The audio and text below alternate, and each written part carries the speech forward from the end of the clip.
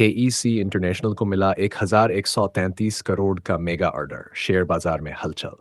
KEC international ने भारत में transmission और डिस्ट्रीब्यूशन प्रोजेक्ट्स के लिए 1133 करोड़ रुपए के नए ऑर्डर हासिल किए हैं। इनमें पावर ग्रिड कॉरपोरेशन और प्राइवेट प्राइवेट डेवलपर से मिले बड़े प्रोजेक्ट शामिल हैं। कंपनी के इस कदम से शेयर बाजार में निवेशकों की नज़र केईसी पर टिकी है।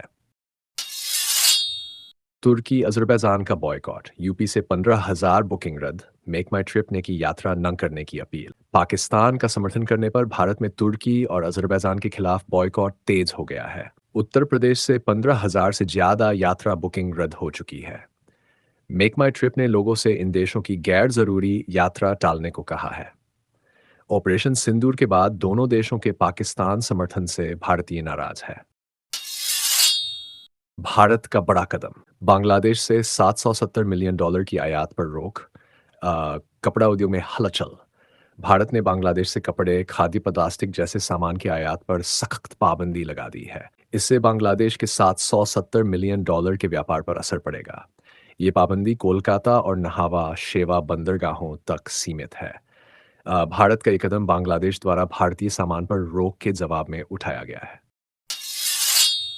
पटेल इंजीनियरिंग को FY26 में 12,000 करोड़ के नए ऑर्डर की उम्मीद, शेयर बाजार में उछाल।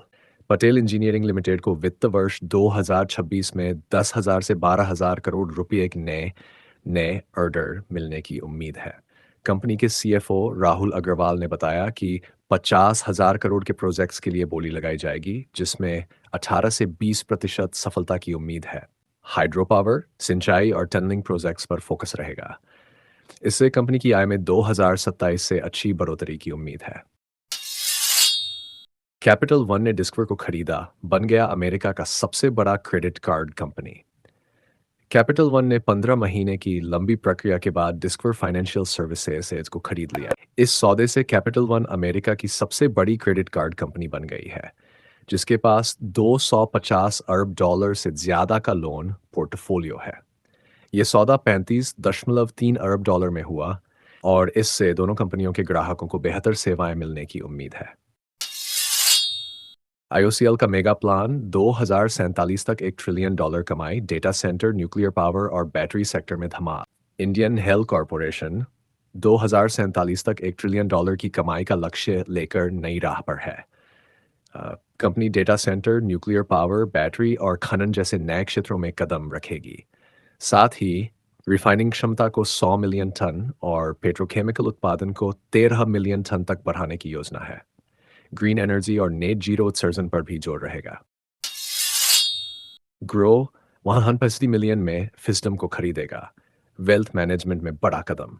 भारत की सबसे बड़ी स्टॉक ब्रोकिंग कंपनी ग्रो ने वेल्थटेक स्टार्टअप फिस्टम को $150 मिलियन, लगभग 1284 करोड़ रुपए में खरीदने का करार किया है। यह सौदा सेबी की मंजूरी के बाद पूरा होगा। 2015 में शुरू हुआ फिस्डम म्यूचुअल फंड स्टॉक, बॉन्ड और टैक्स फाइलिंग जैसी सेवाएं देता है और 15 बैंकों के साथ साझेदारी करता है। ग्रो इस खरीद से वेल्थ मैनेजमेंट में अपनी ताकत बढ़ाएगा। फिस्डम के संस्थापक और टीम सौदे के बाद भी काम जारी रखेंगे।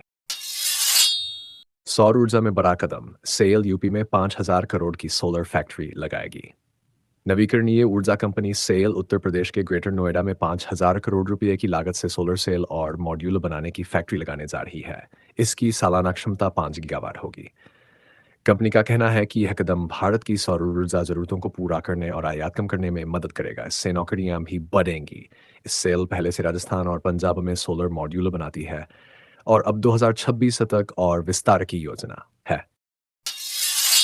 शेयर बाजार में जोरदार उछाल, सेंसेक्स 82,000 के पार, निवेशकों की बल्ले बल्ले।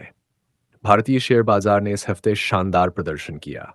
सेंसेक्स 2,975 अंक चढ़कर 82,429 पर बंद हुआ, जबकि वहीं निफ्टी 24,924 तक पहुंच गया।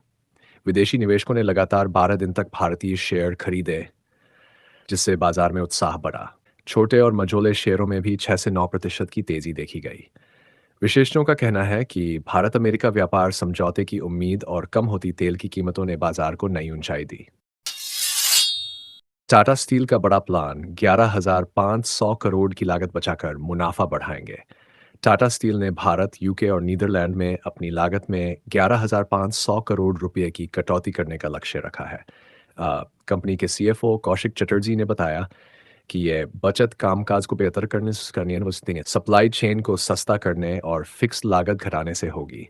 इसके साथ ही कंपनी हरित स्टील और उत्पादन बढ़ाने पर भी निवेश कर रही है। इससे कंपनी का मुनाफा बढ़ेगा और कर्ज कम होगा।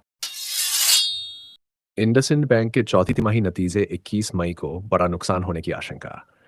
इंडसइंड बैंक 21 मई को अपने चौथी तिमाही और पूरे साल 25 के नतीजे घोषित करेगा। खबर है कि बैंक को करीब 1,960 करोड़ रुपए का एक मुश्त नुकसान हो सकता है, जो डेरिवेटिव्स पोर्टफोलियो में गलत हिसाब किताब की वजह से है। पहले सीईओ और डिप्टी सीईओ के इस्तीफे के बाद अब ये खुलासा बैंक की मुश्किलें बढ़ा सकता है। एक व्हिसलब्लोअर की शिकायत के बाद बैंक ने 595 करोड़ रुपए के गलत खातों का पता लगाया है। बैंक ने कहा कि वह सुधार कर रहा है, लेकिन निवेशकों की चिंता बढ़ रही है। आईओसीएल का मेगा प्लान 2047 तक $1 ट्रिलियन कमाई, डेटा सेंटर, न्यूक्लियर पावर और बैटरी सेक्टर में धमाल।